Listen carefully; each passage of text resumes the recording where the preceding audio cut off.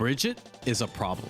These are the standings from Frosty Frostings, the representatives from Top 48 at one of the most stacked tournaments in the world. And as you can see, Bridget is at the top with 5 representatives in Top 48, myself included, of course, in Top 8. But what are some other top players? Nubenheimer, one of the best players in the world. Bridget Yo-Yo Toss is the new Ram Sword Toss.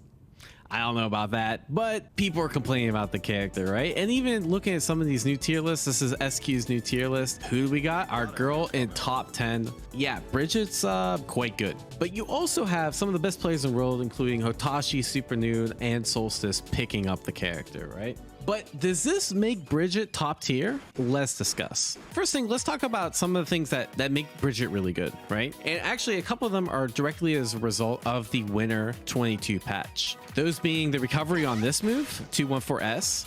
Basically, it recovers a lot quicker, so you can get out of neutral without getting poked out, or you can do it in like pressure, and you can kind of steal your turn a lot easier. Basically, anything that ends in a 2H, you get a safe jump and you get like really good mix off of the safe jump, right? The second thing that makes her a lot better is that anytime you guard this roll, in the previous patch, it used to be a non-true block string if you went for low, which means that you could just option select backdash every time and you didn't actually get a mix unless you like had a hard read, right? But this time, every single time you block this roll, you either get a high or you get a low.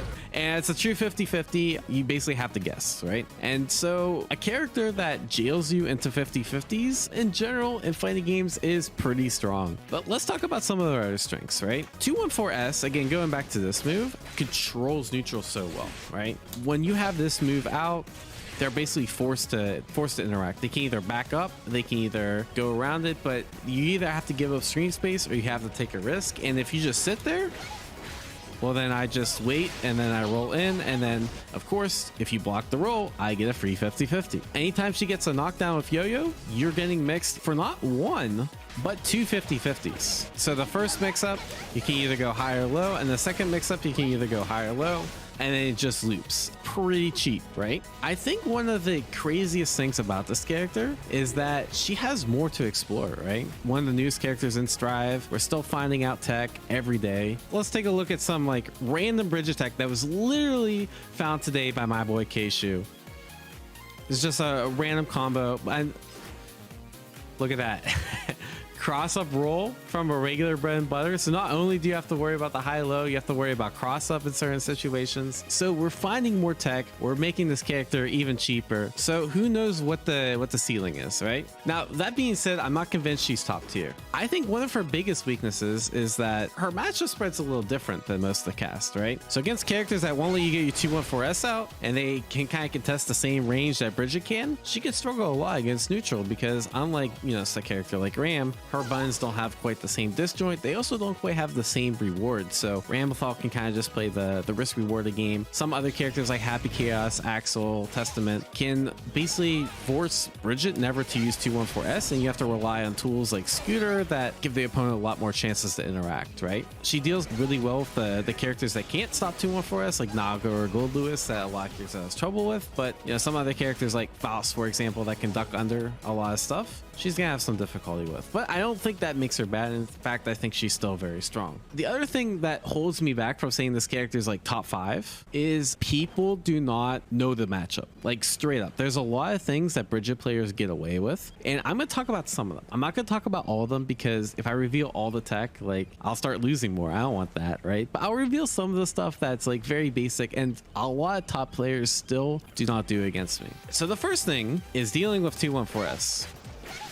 A lot of people will just like dash up and they'll block. You never ever want to block 214S in neutral, and it always comes back at a set time. So you always know in 2 seconds it's gonna come back, so you can just avoid it, right? So one thing you could do that's really common is like just do an air dash back over, right? You don't lose space, and if they roll into you, they'll run into your air dash button.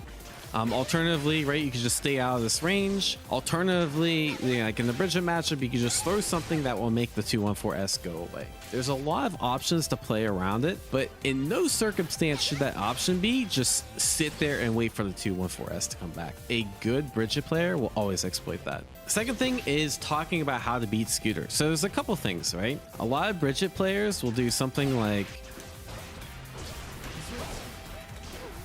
something like this. And the reason Bridget players do this is because this scooter is plus. And so if I'm trying to mash, I just get counter hit, right? There's a couple of counterplays to this. One, you can actually throw her out of this, right? Even though she's plus, your throw is faster than her 2K, and unless you're perfectly spaced, yeah, they could backdash and that sort of thing, but it's really worth taking the risk. The other thing is you could just dash block, and that becomes a punish. And there's not really any downside to dash blocking. The other options they can do is something like this, and dash blocking will also make that more negative, right? The other thing about Scooter is I get away with this all the time, right? Bridget has 50 meter, they're gonna be scootering, and they do something like this. A lot of times I'll do something into throw, like I'll do skewer in the throw when they're afraid. But there's not really a mix up here. All you have to do is do delay grab. They have a 1 frame timing to counter hit it, but you're delaying the grab, so it's like impossible to get. Don't let Bridget get away with that. Another thing is, let's say you're blocking the mix up, right? If you're gonna take the risk to block a low, she's one of the few characters that has a gap between 2K and 2D or 2K and 6HS, right? Which means you can always match something invincible, whether it's a super, whether it's a DP.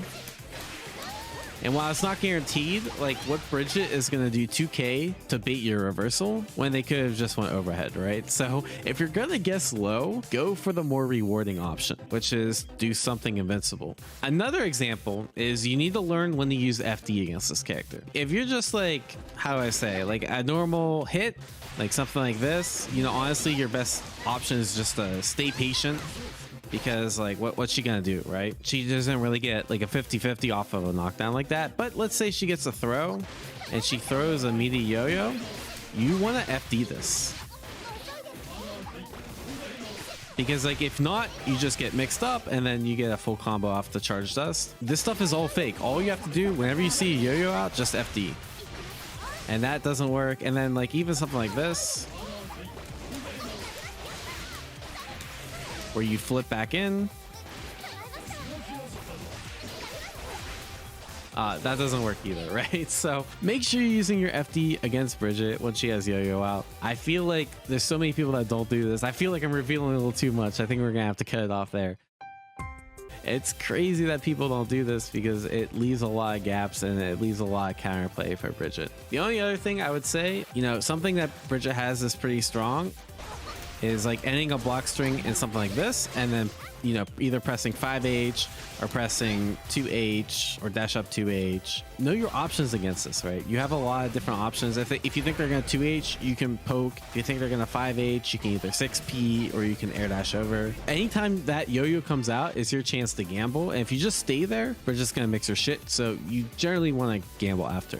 All right, and I have to cut it off. I have to cut it off because if I reveal too much tech, all the Bridget mains are going to be mad at me. So we'll have to cut it off there. So the thing is, like, because there's so much counterplay that people don't do, and this is just a small sample of it, I'm hesitant to say like Bridget's like super top tier or super crack. I still get away with Rock the Baby, right? And Rock the Baby, like, people should always be grabbing that, not to mention all the other stuff. So in 20XX, is Bridget going to be a problem? Yeah, I think so, because looping 50-50s, but yeah, it's kind of hard to tell her strength, but the least we could say is she's definitely a problem, right? So yeah, let me know what you guys think down in the comments below. Is Bridget super broken? Is she fair? Is she top 5? I'm curious, because honestly, I'm not quite sure myself, and I've been playing this character the whole time. Any other counterplay, I guess leave it down in the comments below too. If it's too good, I'm gonna delete it. Sorry, I need all the hidden tech I can get. But yeah, if you like this kind of content, please consider like, sharing, and subscribing. It really helps out the channel. I'll catch y'all next time. Peace.